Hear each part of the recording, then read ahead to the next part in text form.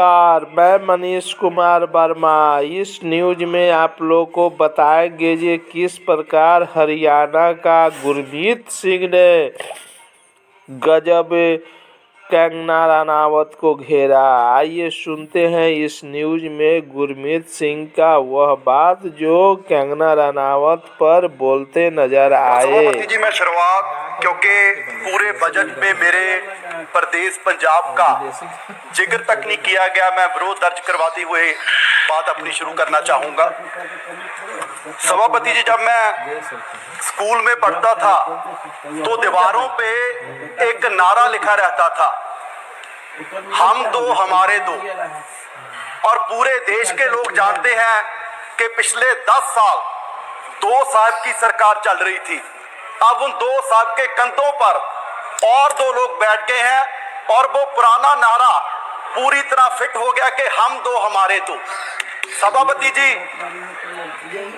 चलो ये तो पुराना नारा है, एक नया नारा इस सरकार का, सबका साथ सबका विकास।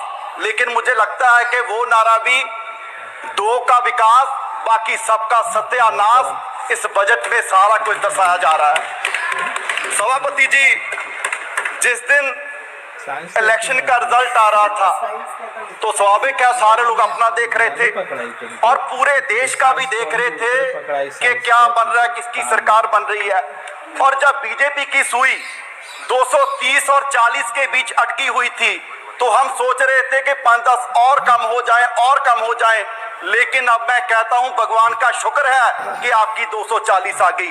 अगर 5-10 और कम हो जाती, पता नहीं बाबूजी नायडू जी के साथ कोई और बाबूजी आ जाते और इस वजह से और शिक्षा का, स्वास्थ्य का, मनरेगा का और किसानों का बजट और कम हो जाता। मैं समझता हूं कि पिछले 77 वर्ष से इतना मजबूरी बस बजट किसी सरकार ने नहीं पेश किया होगा जितना इस बार एनडीए सरकार ने बजट पेश किया है। मैं समझता हूं कि ऐसे नहीं कि हमारे जितने विपक्ष के साथी हैं वो बहुत खुश होंगे इस बजट से, क्योंकि हरियाणा वाले हैं, महाराष्ट्र वाले हैं, उनके वहां तो इलेक्शन भी है।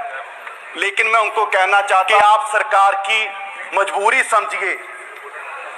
यूं ही कोई इतना बेवफा नहीं होता, कुछ तो मजबूरियां रही होगी और मजबूरी सिर्फ यही है कि वो सत्ता वाली कुर्सी बचा ली है और उसके लिए कुछ भी करना पड़ जाए। और उसके लिए आपने अपने बजट में जो 4 बातों का जिक्र किया है कि युवा का, किसान का, महिलाओं का, गरीबों का ख्याल इस बजट में रखा गया है। तो सभापति जी, किसानों से वादा किया गया था कि 2 गुना उनकी आमदनी करेंगे, एमएसपी का वादा किया गया, लेकिन बड़े दुख की बात है कि इसमें 27% फर्टिलाइजर पे सब्सिडी कम करके उन किसानों पर नया बोझ पाने का काम किया गया और उनकी आमदनी और कम कर दी गई। आपने कहा कि गरीबों की सरकार है और गरीबों को सबसे बड़ा बेनिफिट पूरे देश भर में अगर मिल रहा था तो मनरेगा से मिल रहा था और उसका भी बजट कम कर दिया। और उसमें जो महिलाओं की बात इसमें की गई है, सबसे ज्यादा महिलाएं ग्रामीण क्षेत्र से अगर कहीं से उनको इनकम है तो मनरेगा से है। तो बड़ी शर्म की बात है, आपने ना गरीबों को छोड़ा ना महिलाओं को छोड़ा। और उसके बाद युवा की बात की गई। सर, आपके ही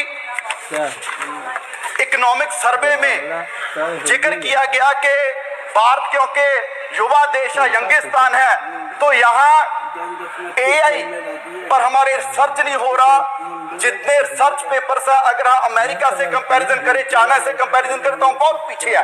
तो उस पर फंड देने की जरूरत थी। पर सर, बड़े दुख की बात है कि आपने IITs का बजट कम कर दिया, IIMs का बजट कम कर दिया। क्या इस तरीके से हम देश को आगे लेके जाएंगे? हम बात कर रहे हैं, मैडम भी बोल रही थे कि जी 10 साल पहले ऐसे थे, 10 साल पहले ऐसा था। सर, सिर्फ आंकड़ों से भारत आगे नहीं जाएगा। अगर पूरी दुनिया में भारत की पोजीशन देखनी है तो हैप्पीनेस